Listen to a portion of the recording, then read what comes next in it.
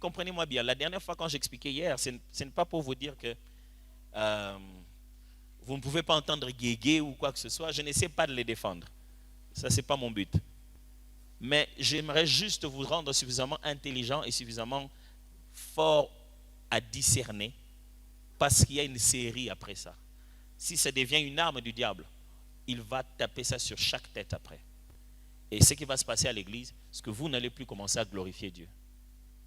C'est-à-dire qu'aujourd'hui, je vais dire Jésus.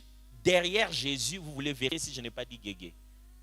Est-ce que vous n'êtes pas en train de vous rendre compte qu'on est en train de prendre un nom, en train de l'élever au-dessus de tous les autres noms? Maintenant, Jésus, dans la tête des gens, est devenu guégué. Vous pensez que ça profite à qui? Ambillé. Ou ça profite au diable? Maintenant, chaque fois qu'on dit Jésus dans un chant, vous voulez vérifier si c'est bien prononcé. Vous cherchez le diable dans le cantique du Seigneur. Vous pensez que ça profite à qui? Soyez un peu plus élevé dans votre discernement. Des fois, on ne pose plus la question. Vous savez, aujourd'hui en RDC, quelqu'un aurait pris une photo de moi avec une petite culotte, torse nu, en train de marcher. La première des choses que vous allez vous énerver contre, c'est comment un homme de Dieu peut se prendre en photo comme ça, torse nu, en train de marcher?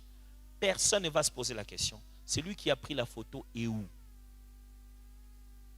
Pourquoi il lui a pris la photo chez lui, torse nu, en train d'aller vers sa piscine? Vous n'allez jamais condamner le photographe qui le met en intimité. Vous allez plutôt vous dire, comment j'ai pu faire? Je n'ai pas publié ça, lui il a publié ça. Alors sur ça, j'aimerais que vous puissiez être un peu plus sage dans votre discernement. Parce qu'aujourd'hui, c'est peut-être, vous dites, peut-être que vous ne connaissez pas bien Moïse Millet. Demain, on vous dira, non, le pasteur Tom, dans sa chanson, il a dit quelque chose. Je vous ai dit ici, non? Qu'on a eu des gens qui ont commencé, à l'époque des guérillas, ils ont commencé à faire ils ont même écrit sur notre page, à dire que quand on a chanté Soleil Levant, on chantait pour le roi Soleil, qui est le symbolisme égyptien de Pharaon, et donc les symboles de l'occultisme. Un autre a dit, nous avons chanté Manhou. Manhou, c'est comme ça que je le prononce en hébreu. Lui, il a dit que nous avons chanté Manou, qui est une divinité, je ne sais pas moi quoi, dans l'occultisme. Je veux dire, un autre a fait toute une vidéo pour montrer les signes kabbalistiques dans les clips du pasteur Lord Lombo. Ces gens-là sont... Vous ne vous posez jamais la question, eux, c'est qui? Pourquoi les spécialistes du diable cherchent Satan à l'église? Posez-vous la question sur eux d'abord. Eux, c'est qui? Ils font quoi?